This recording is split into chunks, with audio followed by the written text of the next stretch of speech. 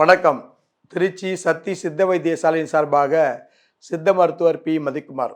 இப்பொழுது ஆண்மைக்குறைவை பற்றி பார்ப்போம். ஆண்மைக்குறைவில் பல விதம் உண்டு. இப்போ இன்னாருக்கு இப்படி தான் ஆண்மைக்குறை வருது சொல்ல முடியாது. பல விதத்தில் வரும். நானும் பார்த்து பார்த்து அழுத்து போயிடுச்சு எங்களுக்கெல்லாம். பல விதத்தில் வரும். ஒவ்வொருத்தருக்கும் ஒவ்வொரு விதமான மருந்து தான் செஞ்சு கொடுத்துட்டு இருக்கோம். மொத்தத்தில் விந்து இல்லாமல் ஆண்மைக்குறைவு இருக்கும் ஒருத்தவங்களுக்கு. ஒரு கொட்டை தான் இருக்கும். விரக்கொட்டையை பார்த்தா ஒரு கொட்டை இருக்கும், ஒரு கொட்டை இல்லாமல் இருக்கும். அவங்களுக்கு ஆண்மைக்குறை இருக்குது. நான் பார்த்துட்ருக்கோம். ஒவ்வொருத்தவங்களுக்கும் 2 கொட்டையும் பெருசாக இருக்கும், ஆண்மைக்குறை இருக்கும். ஒவ்வொருத்தரும் 2 கொட்டையும் சின்னதாக இருக்கும், ஆண்மைக்குறை இருக்கும். அவங்களும் செய்ய முடியாது, அவங்களும் செய்ய முடியாதுப்பாங்க. ஒவ்வொருத்தர் ஆண்குறி பெருசாக இருக்கும், அவங்களும் செய்ய முடியாது. சின்னதாக இருக்கும், அவங்களும் செய்ய முடியாது. காரணம் என்னன்னா, விந்து வலிமை, வலுவான விந்தணுக்கள் இல்லாமனால தான் இதெல்லாம். வலுவான விந்தணுக்கள் இருந்துச்சுன்னா நிச்சயமாக ஜெயிச்சிருவாங்க. எப்படி ஒரு மூட்டை நெல்லை நம்ம ஆம்பளையால் தூக்கி போட முடியும், ஒரு 2 கிலோ வெயிட்டை பெண்கிட்ட போய் தூக்க முடியாது, பெண்ணால் தூக்க முடியாது. அவங்கள்ட்ட போய் நம்ம தோத்துடுறோம். காரணம் உயிரணுக்கள் இல்லாததா. உயிர் அணுக்களில் சக்தி இருக்கணும்.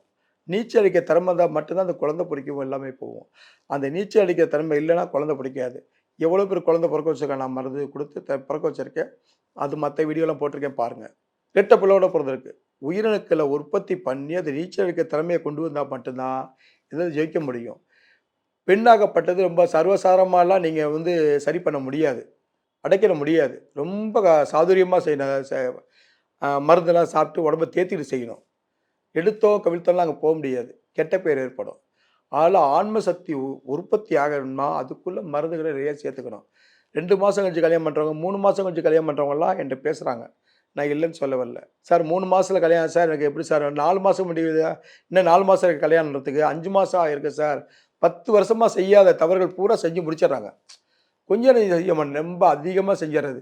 கைப்பழக்கம் நிறைய பண்ணிடுறது, மற்ற கெட்ட பழக்க வழக்கங்கள், செரிமானம் சேர்ந்துக்கிட்டு பண்ணுறது, இந்த மாதிரி வகைகளை நிறைய செஞ்சு உயிரணுக்கள் பூரா விட்டுட்டு ஒரு 5 லட்சம் 10 லட்சம் செலவு பண்ணி ஒரு பையன் ஒருத்தர் பொண்ணை கல்யாணம் பண்ணி கொடுக்குறாங்கன்னா, அந்த பொண்ணுக்கிட்ட போய் தவிச்சு போய் கீழே குடிஞ்சு அவமானப்பட்டு படுத்து பொருளவத்துக்கு வேஸ்ட் அது. காரணம் உயிரணுக்கள் பூரா நீங்கள் வெளியே விட்டனால தான். எவ்வளோ பேர் அழுகுறாங்க, எவ்வளோ பேர் புலம்புறாங்க. அந்த பெண்களும் பேசுகிறாங்க. சார் இந்த மாதிரி சார், இந்த மாதிரி செய்ய வீட்டில் ஒன்றுமே செய்ய முடியல, போக முடியாது. இல்லைம்மா நீங்கள் பேசாதீங்க, உங்கள் வீட்டுக்காரரை விட்டு பேச சொல்லுங்கள், நான் அற்புதமான மருந்தெல்லாம் கொடுக்குறேன். அந்த மாதிரிலாம் கொடுத்துட்டு வரோம். அதனால் தாம்பத்திய உறவை நல்லா வலுவாக வச்சுக்கிட்டு நீங்கள் கல்யாணம் பண்ணிங்கன்னா சந்தோஷமாக இருக்கலாம். பெண்களை பொறுத்தவரைக்கும் எந்த குறையும் அங்கே இருக்காது. புரியுதா? நீங்கள் பண்ணுற தவறுகளால் தான் இந்த மாதிரிலாம் வருது. அதனால் நீங்கள் உடம்பை வலுவாக வச்சுக்கிட்டு விந்தணுக்கள் நிறைய உற்பத்தி பண்ணுற மாதிரி பாதாம், பிஸ்தா, கண்டது கடை என்னென்னமோ இருக்குது, காய்கறிகள் எல்லாம் சாப்பிடுங்க. இதெல்லாம் சாப்பிட்டு சரியில்லாதவங்க நான் லேகியம் தருவேன். 1 கிலோ லேகியம் தருவேன், இல்லை பவுட்ரு தருவேன். ஏதோ ஒரு மருந்தெல்லாம் கொடுத்து தேத்தி விட்டுருவேன். நிறைய பேருக்கு நான் கொடுத்துட்ருக்கேன். நிறைய பேருக்கு குழந்தைலாம் பிறந்திருக்கு. ரெக்கார்டோடு சொல்கிறேன் இதை. அதனால் தாம்பத்திய உறவு சிறக்கணும்னா நல்ல விதமான மருந்துகளை சாப்பிட்டு உடம்பை தேத்தி நல்லபடியாக வாழ கற்றுக்கணும். இல்லைன்னா டைவர்ஸ் கீவர்ஸ்னு போயிடா என்ன ஆகும், அவமானம் மான மரியாதை எல்லாம் போயிடும். அவ்வளோ சீக்கிரம் ஒரு கல்யாணம் பண்ணி எத்தனை பேர் பார்த்துட்ருக்கோம், ஓடி போச்சும்பாங்க, டைவர்ஸ் வாங்குறவங்கிறாங்க. வீட்டில் சண்டை சச்சரவு, பொண்டாட்டி முகத்தை முழிக்க முடியாது. அப்புறம் அந்த பொண்ணுக்கிட்ட அதை கேட்குறது, அந்தந்த பிரச்சனை வரும். இந்த மாதிரி சில விஷயங்கள் வர்றதே ஆன்மக்குறை ஏற்படுறவங்க வீட்டில் தான் நிறைய வரும். அதில் முடிஞ்ச வரைக்கும் இதை சரி பண்ணிட்டீங்கன்னா, நீங்கள் குப்பையில் சாப்பாடு சமைச்சு போட்டாலும் அந்த பொண்ணு சாப்பிடும். இது சரியில்லைன்னா கோபுரத்தில் வந்தாலும் சமையல் பண்ணி சாப்பிடாது.